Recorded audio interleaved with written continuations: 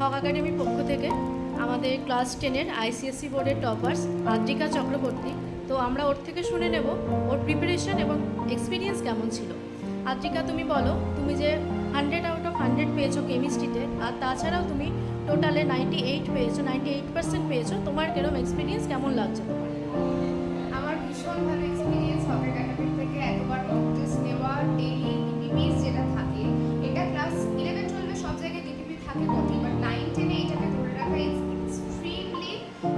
Extremely good, যেটার জন্য আমার প্রিপারেশন, আমার মনে আছে আমার প্রি বোর্ডসের আগে আমি যখন লাস্ট মক টেস্টে আমি 80-তে 60s এর ঘরে স্কোর করেছি, ওটা গ্র্যাজুয়ালি 70s অ্যান্ড দেন ওটা পারফেক্ট স্কোর 100 এ এসেছে বলছে। এটাতে স্যার, তানিয়া দি আর শুভজিৎ, আমি এদের ক্রেডিট জীবনেও ভুলতে পারবো না।